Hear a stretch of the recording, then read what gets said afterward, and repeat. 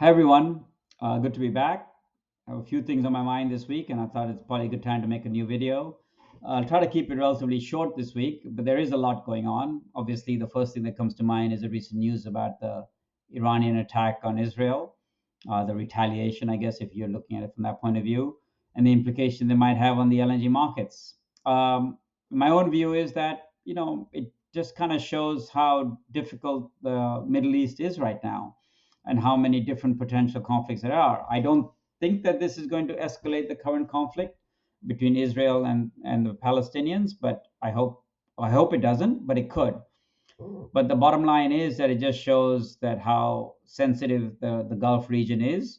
Remember that Qatar is the world's largest exporter. Okay, America is this year, but Qatar will soon regain that crown. And Qatar could be literally producing 130, 400 million tons. The UAE could be producing another 10 to 15 million tons. We could have one third of the world's supply coming out of the Gulf. And we literally had drones and rockets and bombs flying overhead over from Iran to Israel overhead of Qatar, and so imagine if one of those rockets went the wrong way or bomb or some other accidents happen along the way. That's not a good situation. We know that there are a lot of American bases all over the Gulf, the Qatar, Bahrain, UAE, Kuwait, and we know that Americans are supporting the Israel side in this conflict.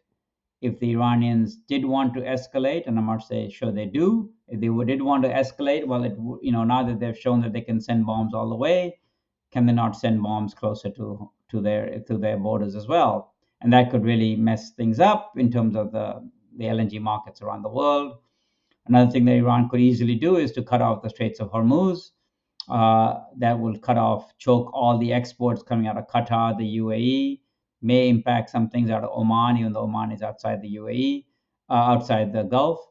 But that would really, again, show the sensitivities of having a lot of the world's LNG coming out of a very small spot. I've always talked about how markets should diversify. They should diversify in pricing. They should diversify in supply sources. They should diversify in timing. They should diversify in contract types and from suppliers. Some they should be maybe diversity of supply in terms of they should buy some from resellers and some from producers and some from other companies. This is an example where if you countries that are overly reliant on Middle Eastern LNG. I'm thinking India, a lot of the other countries in Southeast Asia, even Japan to a large extent, and increasingly Europe. That may or may not be a wise thing to do if the Middle East continues to be in conflict and seems to have been in conflict for the last 30 years. But now we have drones and other longer range type of weapons that can really mess up shipping lanes. We've seen the shipping lanes being impacted in the Red Sea few months ago, and now we could see shipping lanes impacted in the Persian Gulf. Insurance rates might go up for shipping, and that can only be more difficult for the LNG markets. Speaking of conflicts, the Russian-Ukraine war seems to be going on unabated. It seems to be entering a bit of a quagmire. That's not a good situation. Because I guess it shows that the Western sanctions really haven't worked that well, especially the sanctions against the energy industry. I just saw a webinar done by Mehdi Touil and Vortexing, I think it was, a company that talk about Russian LNG. Russian LNG seems to be doing relatively well. Yamal's producing, Sakhlin's producing, and the Europeans keep on buying Russian gas. So Russian LNG, they claim they don't buy Russian gas and they publicly are against the Russian invasion, but quietly, Belgium and Spain and limited extent France, they continue to buy Russian LNG. And as long as they continue to buy Russian LNG, Russia keeps on getting a revenue from its energy resources. And so the Russians actually trying to expand its LNG export capacity. If it wasn't for the sanctions, it probably could go faster in expansion. But at the end of the day, the expansions are happening. So that kind of shows that Europe's really kind of in a difficult situation. It has publicly said that it needs to get away from Russian gas. It's publicly said that after 2030 it's going to reduce fossil fuels. But on the other side of the equation, it needs energy to continue its economies. It is buying more expensive gas from the US, in terms of more expensive than it would if it had long term deals, more long term deals. But it's having a difficult signing long term deals. A lot of the European buyers that I talk to talk about the fact that publicly the companies have said they need to be net zero by 2030, but privately they want to buy more gas, but they can't sign long term contracts. What is worrying is about the European financiers as well. A large One argument can be made that a large part of US LNG grew in the beginning of the birth of US LNG grew because of European support. We had a large number of European off-takers. Look at the guys who bought the Cheniere original trains, and we had a lot of support from European banks. Even Texas LNG, the company that I started, had a lot of support, and we had BNP Paribas as our advisors. Well, a few years later, BNP Paribas said its shareholders won't let it advise fossil fuel in the US anymore. And this week we saw that Societe Generale cannot support the Papua New Guinea project that's been sponsored by Total. If the largest energy company in France, which is Total, cannot get the support from one of the largest banks in France, SocGen, then I think, and both of them have large control by the French government, then it just tells you what a difficult situation the European energy is in. I even heard that Total is now having its general meetings not in Paris, where you think they would be because that's where they're listed, but actually in London because of climate protesters. And my own personal thing, 2 weeks ago, I was supposed to be at the European Gas Conference in Vienna, and I was in Europe, just ready to come to Vienna, and I got an email from the organizers that they had to cancel the conference because of the climate protesters that they expected. So we're in a real difficult situation in Europe. On one hand, they are, against fossil fuels, they're against Russian aggression in the Ukraine, and they all want to diversify into these esoteric things like hydrogen and blue hydrogen, green hydrogen, all that other fun stuff that we read about. But on the other hand, they realize that for their economies, they need to continued access to cheap energy, and that cheap energy from Russia is no longer going to be there. So they're buying expensive Russian LNG and more expensive American LNG than they should because they're refusing to sign long term contracts and they're signing short term contracts instead. So I guess Europe needs to figure this out. The other big buyers in the world are Japan.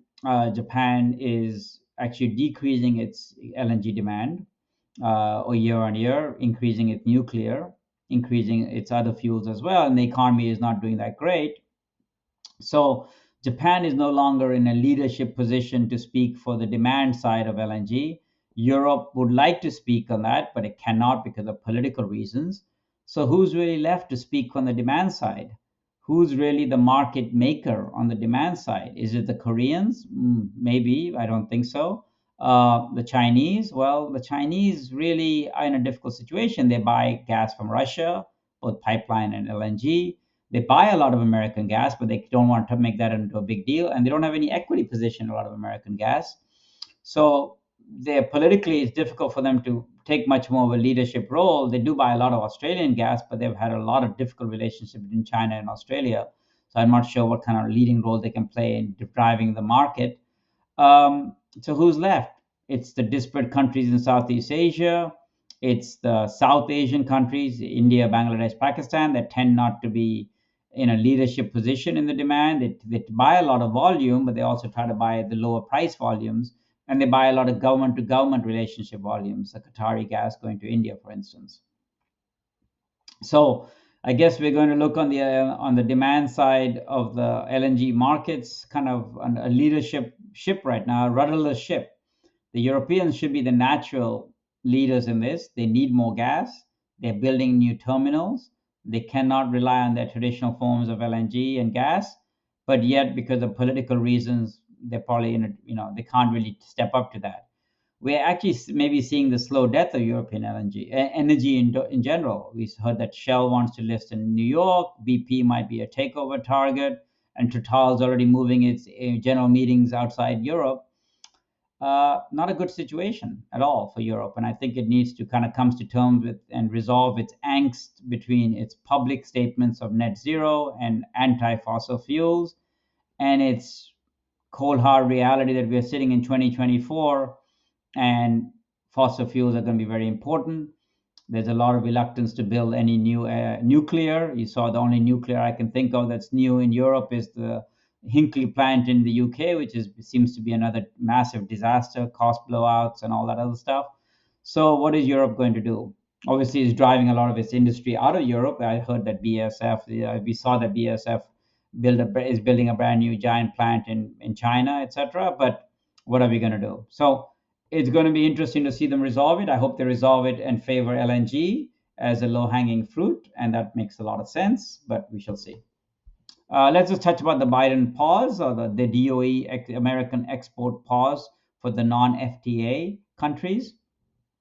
This is continues to be a big topic of conversation. I still believe that once the elections have come and gone in November, this will be kind of in the rearview mirror. I hope so. That's what we've heard the Department of Energy Secretary state. But just to rephrase, just to kind of recalibrate on this, it's really three groups of companies and projects that are most affected. The first group will be projects that have the DOE non-FTA permit that is expired and they want a renewal. Lake Charles LNG comes to mind. Magnolia is probably coming to mind as well. The second group is the companies that don't have that DOA non-FTA permit. We're waiting for it, expecting it, and expecting that to get them to FID. This is the Commonwealth. This is Mexico Pacific, CP2. The CP2 doesn't have the FERC either, but they were expecting to. I think Commonwealth was the same thing, and maybe the new Fortress project. So these guys basically have their plans on hold. They are staffed up. They're spending money, but they can't really move forward until they get that non-FTA permit. These guys are very impacted. And the other group impacted are the guys that have the non-FTA permit, but that permit could expire during the time of their construction. Texas LNG, for instance, next decade, for instance. There's others as well that got the permit at the same time. These permits expire around 2020. I would think 2027 is probably the date where they'll expire, 7 years after they were granted. Can a project like Texas LNG get to FID this year, begin construction, and actually make substantial construction progress by 2027? I think they can, but will the banks fund a project construction to begin when during that phase of construction they will lose the export permit? It's like saying, oh, I'm going to fund a hotel to be built, but during the time of the hotel construction, it may not be allowed to operate as a hotel anymore. Yes, we think it'll get renewed, that permit, but what if it doesn't? Is that a risk the banks are going to take? This could really hamper the FID efforts of the Texas LNGs of the world. I hope it doesn't. I hope the banks can see through that. And I think the US government will be very reasonable. If the project is under construction and 50% constructed, they're not going to say the permit cannot be renewed. I think the US government is just trying to get people to kind of use their permits or lose it. And people like Lake Charles LNG have been sitting on their permits for a long, long time. And I don't think they ever intended to use it. And I think in projects like that, if they lose their permits, so be it. No real harm, I think. They weren't going to do their project anyway, as far as I could see. So those are the companies that are impacted. Gulfstream is my project is not impacted yet because we're not really due for that non-FTA permit till after we get the FERC permit. And great news, we're actually going to start the FERC permit application literally today is the plan. So either today or tomorrow, we will be submitting our application to FERC to begin the FERC process, the FERC pre-filing process. This is a really, really big deal. Before you can begin this process, you have to obviously have a site. You have to have made all your major decisions on your technical processes, technical specs, because once you make this, you really shouldn't change anything. And you need to have enough funding to kind of move ahead. So we have all of that, and so Gulfstream LNG will begin the FERC process either today or tomorrow. Is that quick? We should be getting a docket number within a week or 2 or 3 or 4 after that. Sooner the better. And once we get a docket number, then we are literally off to the races and starting all the work. So keep an eye on that. Our new website is up as well, gulfstreamlng.com. Please have a look. Comments welcome, of course. And okay, so the last subject I'll just touch about is really the FIDs this year. We're not looking at many FIDs at all. We might see, well, let's just be clear. This year we could have a false illusion that there is a lot of new gas, because we'll see new projects, some of the projects coming on stream this year, new projects coming on stream. In the US, we'll see first exports out of Plaquemines, first exports out of Sabine, first export out of Sabine, first exports out of Golden Pass, and first exports out of Cheniere Corpus Christi Train 3. And so that's great. But are we going to see any FIDs this year? Because that pause with the Mexico Pacifics, the Commonwealths, the CP2s, they're not going to get to FID. It is good to see the Cedar LNG in Canada seems to get to FID, but also no surprise that Eastern Canada is not getting to, is all the projects have now been canceled. I don't see Eastern Canada happening at all. There's no gas. It's impossible to get gas from the US, enough volumes. um, Eastern US, there'll be no projects. There have been a few projects proposed there. I just can't see it happening. There's not enough space. There's no social license to operate. There's no desire for the community to have more LNG. Um, these states are not going to be good hosts for LNG projects. So really, we're not going to see any FIDs in the US this year. Let's hope we start seeing them again. Remember, if there's no FIDs this year, then there's no new production going to happen out of these projects in 27 or 28. So that's not a good sign. I think that bodes well for companies like myself or for Texas, for Gulfstream LNG, which will start the process now. We hope to get our FID around 2027, and we'll be on production in 2030. But around the world, I think we're really seeing that there's not a lot of new supply coming in at all. As I've said a couple of times, Gulfstream LNG, if it once we begin our FERC process, we'll be the first new project in the FERC process since 2019, first greenfield project since 2019, and that's significant. It's exciting, but also it does show that, though we're going to see a lot of new gas coming online in the next 12 months, 14 months, 18 months, we're still going to be in a bit of trouble as we look out in the future. Um, there's going to be a lot of LNG demand coming all over the world. I've talked to people from different developing countries, and everybody's building new LNG terminals. Of course, we talk about the Japan having decreased, but that's being taken up by Southeast Asia and India and other countries. Vietnam, now the Philippines wants another cargo, etc., etc. So the future of LNG is bright. Future of LNG supply is a bit of an issue. And as I said earlier, who's going to take the leadership in LNG demand? Who's going to speak for the market? It's not Japan. It should be Europe, but Europe is not going to be able to speak because of its political issues. So it remains to be seen who that's going to take that role. Hope this video was interesting, and any comments are welcome as always. Thanks.